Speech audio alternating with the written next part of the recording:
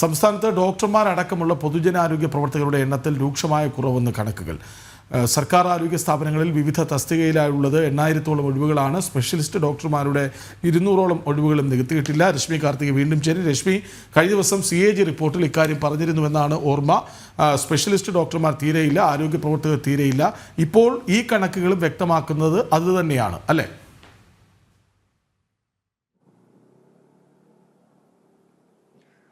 തീർച്ചയായും CAG ഇത് കണ്ടെത്തിയിരുന്നു. CAGയുടെ ഓഡിറ്റിൽ ആരോഗ്യ പ്രവർത്തകരുടെ കുറവ് വളരെ രൂക്ഷമായി തന്നെ നിലനിൽക്കുന്ന ഒരു സാഹചര്യമാണ്. പ്രത്യേകിച്ചും സ്പെഷ്യലിസ്റ്റ് ഡോക്ടർമാർ, നഴ്സിംഗ് എൻട്രി കേഡർ നഴ്സുമാർ, ഇത്തരത്തിൽ വലിയ രീതിയിലുള്ള ഒഴിവ് സംസ്ഥാനത്ത് നിലനിൽക്കുന്നുണ്ട്.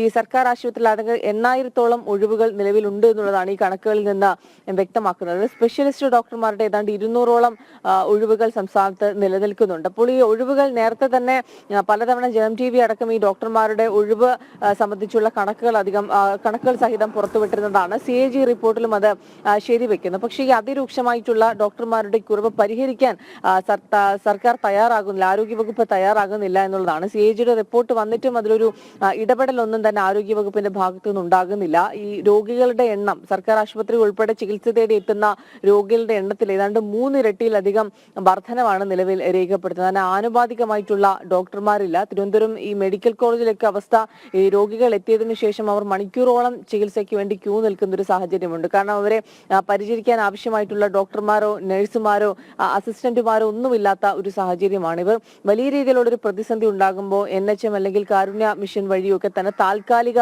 നിയമനം നടത്തി അത് പരിഹരിച്ചു പോവുക, അല്ലെങ്കിൽ ജൂനിയർ റെസിഡന്റുമാർ, സീനിയർ റെസിഡന്റുമാർ, അവരെയൊക്കെ വെച്ചുകൊണ്ട് ആ താൽക്കാലികമായ ഒരു പ്രശ്നം പരിഹരിച്ചു പോവുകയാണ് നിലവിൽ ചെയ്യുന്നത്. പക്ഷേ ഈ ഒഴിവുകളൊക്കെ തന്നെ അടിയന്തരമായി നികത്തേണ്ടതുണ്ട്. കാരണം രോഗികളുടെ എണ്ണം വലിയ രീതിയിൽ വർദ്ധിക്കുകയാണ്.